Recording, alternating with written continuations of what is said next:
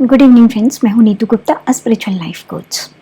हमारी सीरीज़ का 5th chapter चल रहा है जिसके 17 वर्सेस हम समझ चुके हैं और आज की वीडियो में हम 18 और 19 वर्स के मीनिंग समझ रहे हैं। तो लास्ट टाइम कृष्णा ने बताया था कि जो भी पाप या पुण्य हम इस संसार में कर रहे हैं उसके लिए गॉड किसी भी तरह से रिस्पॉन्सिबल नहीं है। हमारे पाप और पुण्य के लिए पूरे तरीके से हम ही रिस्पॉन्सिबल हैं और ये पाप और पुण्य होता है हमारी अज्ञानता की वजह से। एक ज्ञानी व्यक्ति ज्ञान के प्रकाश के अंदर अपने कर्मों को समझकर उनको ठीक करना शुरू कर देता है। आगे कृष्ण कहते हैं कि अर्जुन, सच्चा ज्ञानी वही है जो सबको एक समान नज़र से देखता है, चाहे वो कोई ब्राह्मण हो, चाहे कोई वो जानवर हो और या फिर वो जानवरों को खाने वाला इंसान हो, उसकी नज़र में सब समान होते हैं। अर्जुन, जिनकी बुद्धि समानता में स्थिर हो जाती है वो जीवन और मृत्यु को जीत लेते हैं। उनके अंदर धीरे धीरे ईश्वर के गुण पनपने लगते हैं और इस तरह से वो अपने सच को जीना शुरू कर देते हैं। तो चलिए अब समझते हैं इनका मीनिंग क्या है। इन वर्सेस के अंदर कृष्णा मेजरली इक्वेलिटी की बात कर रहे हैं।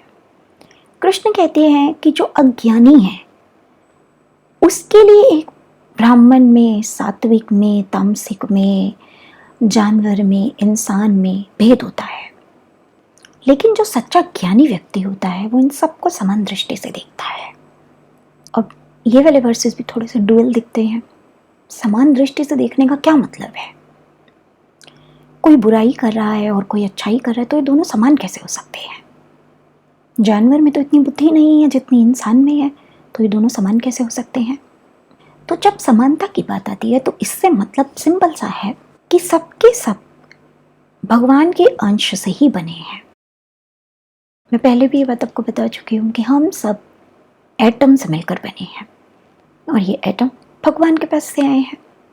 हम सबके अंदर जो शक्ति का फ्लो हो रहा है वो सब कॉस्मोस से, ब्रह्मांड से या गॉड के पास से आई है।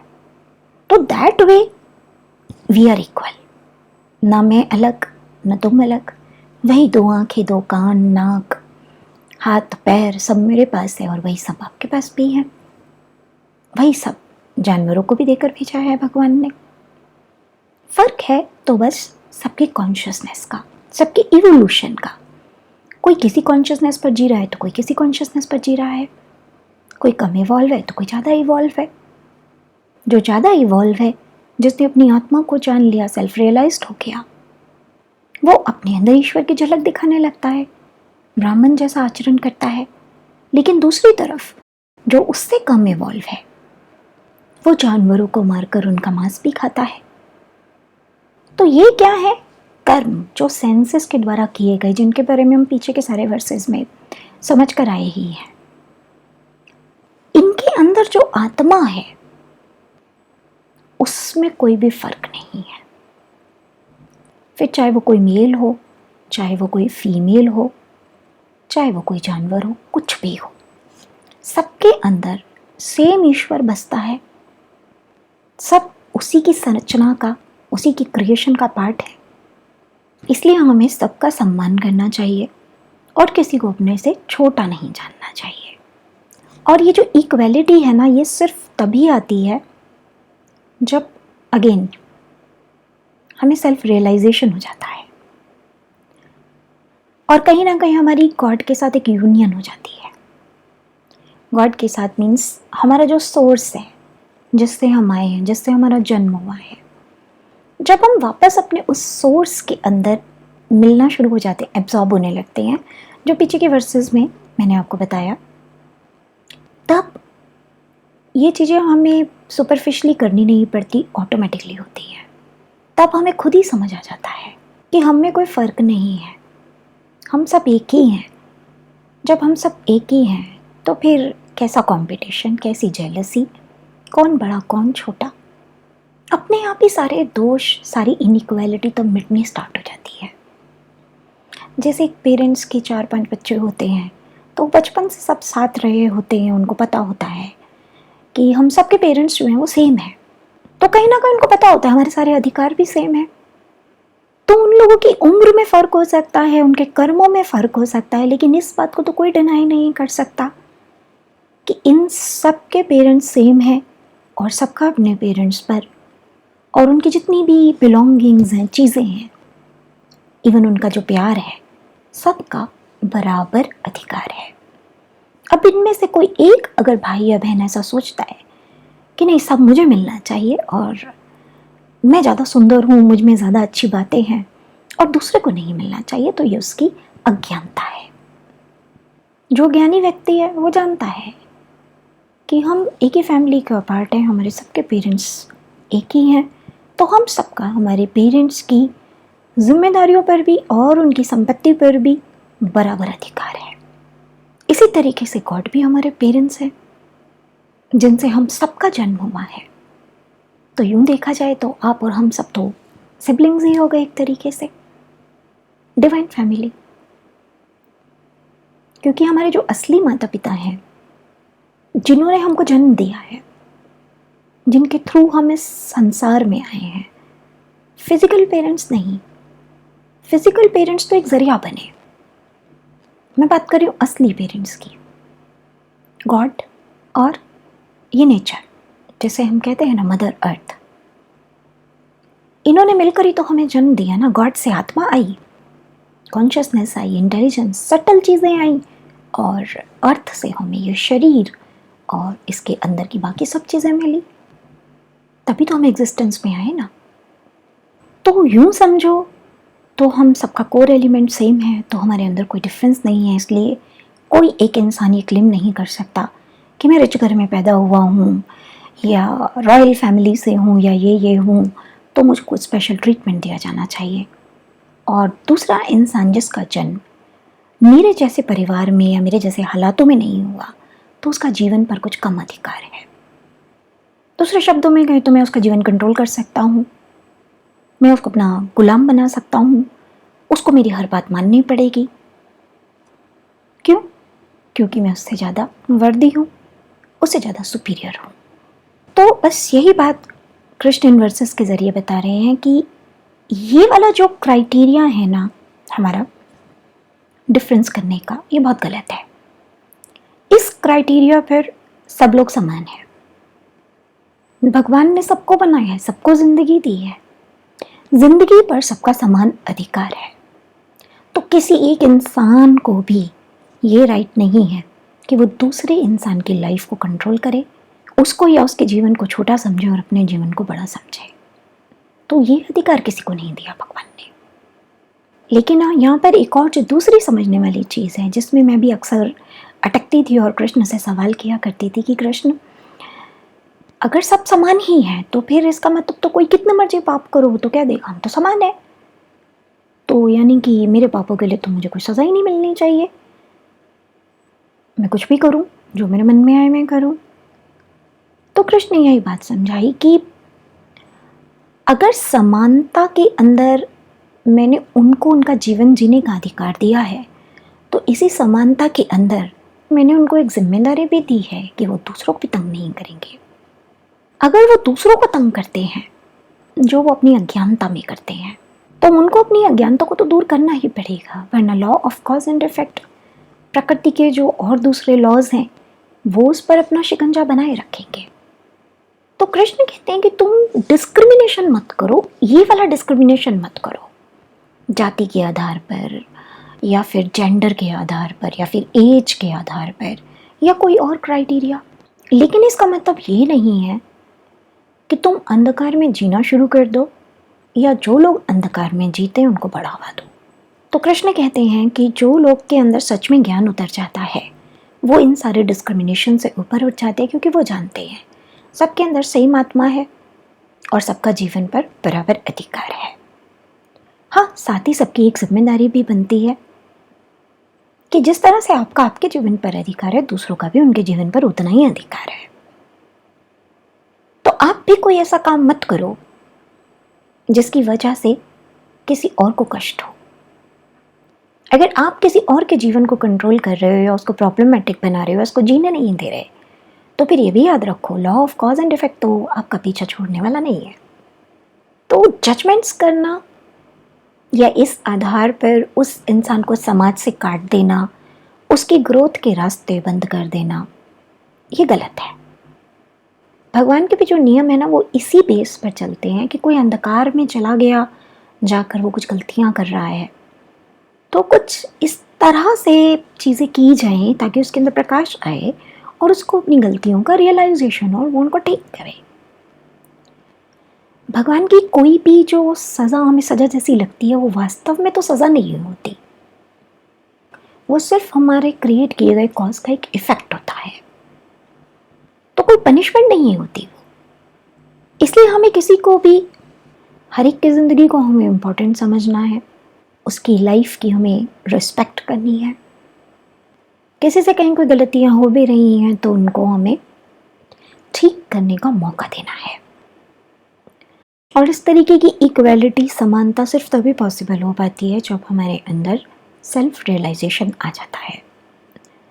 तब ना तो कोई मेरी कंट्री रह जाती, ना मेरी स्किन का कलर रह जाता, ना मेरा कोई जेंडर रह जाता, ना मेरा कोई रुतबा रह जाता है, ना मेरा कोई परिवार रह जाता है, ना कोई पैसा रह जाता है, ना कोई फेम रह जाता है, कुछ नहीं रह जाता।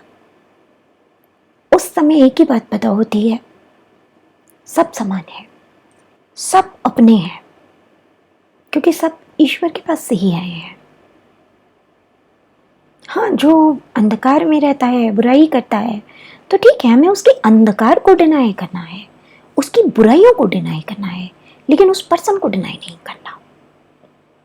हमें जिंदगी में हर एक इंसान को, अगर वो चाहता है तो सुधरने का मौका देना है। वो चाहता ही नहीं है तो बात ही अलग है। फिर इसका मतलब ये नहीं है कि आप उसकी नॉनसेंस को, उसकी बदतमीजियों को झेलो, या सिर्फ इसलिए कि क्योंकि उसके अंदर एक आत्मा है जो कि सोई हुई है या मरी हुई है, ये भी नहीं पता।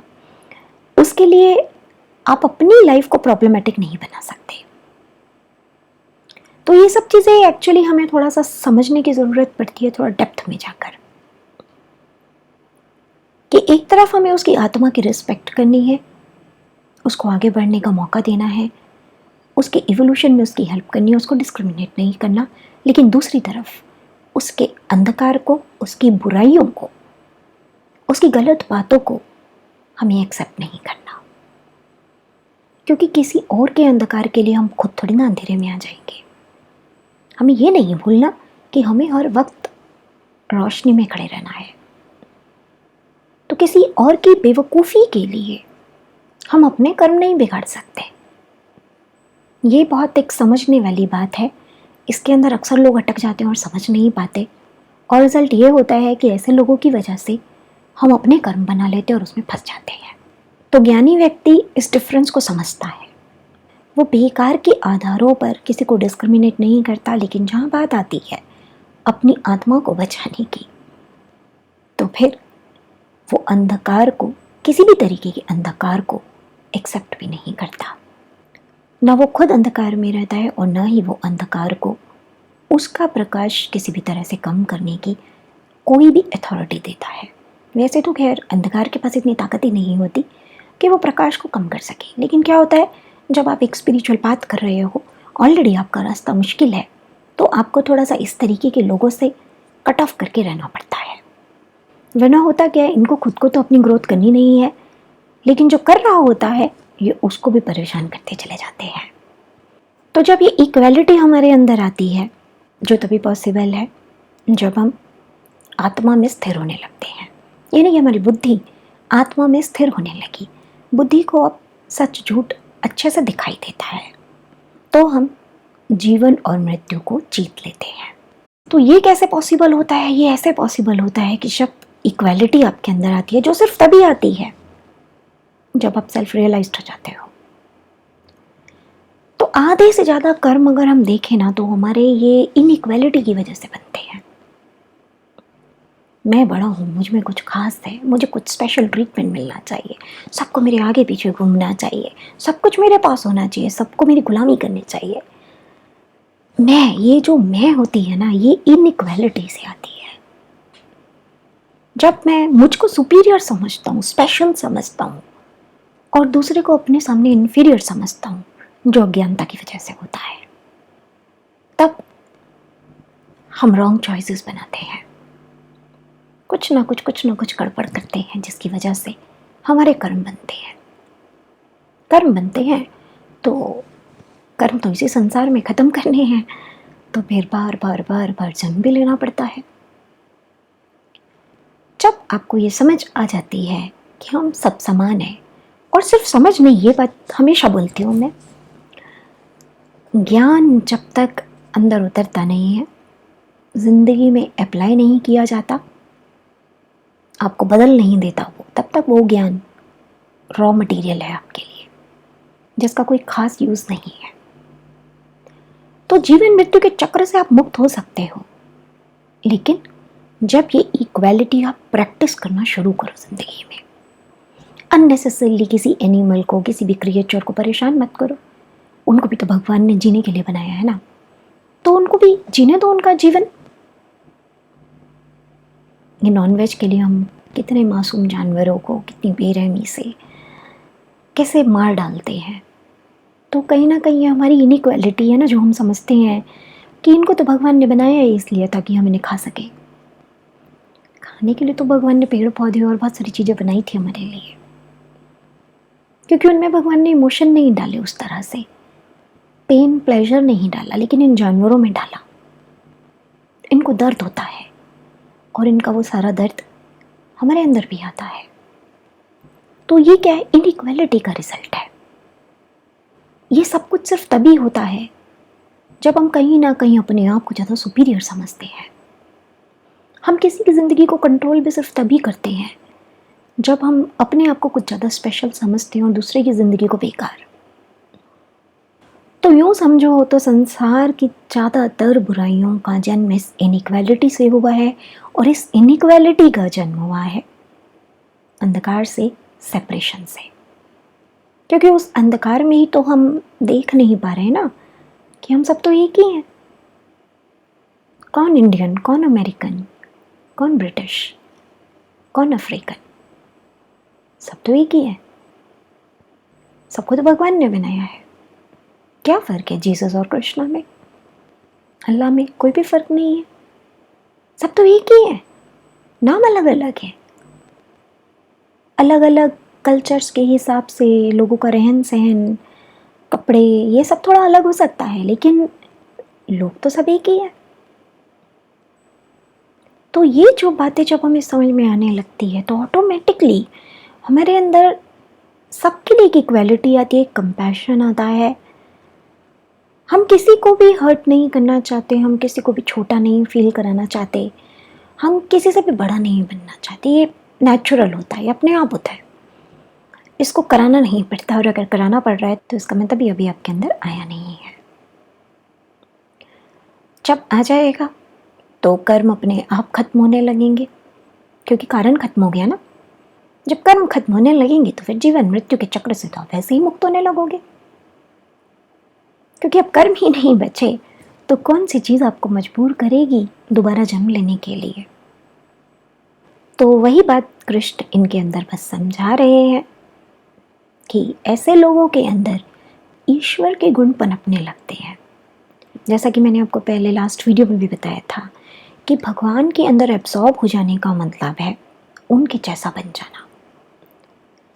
तो जब आपको ये समझ आ जाती है कि मैं कौन हूँ, क्या हूँ, आप सबको एक समान दृष्टि से देखना शुरू कर देते हो, तो धीरे धीरे धीरे धीरे आप भगवान जैसे बनने शुरू हो जाते हो। क्योंकि भगवान भी यही है, उनके लिए कोई छोटा बड़ा नहीं है, कोई ऊंचा नीचा नहीं है, कोई सेलिब्रिटी या कोई बेकार आदमी नहीं है, सब बराबर है। तो जो सच में ज्ञानी व्यक्ति होता है वो भी ऐसा ही होता है, और धीरे धीरे उसके अंदर भगवान की क्वालिटीज़ डेवलप होने लगती हैं। तो चलिए आज के लिए इतना ही। नेक्स्ट टाइम आगे के वर्सेस पर डिस्कशन करेंगे। तब तक के लिए जय श्री कृष्ण।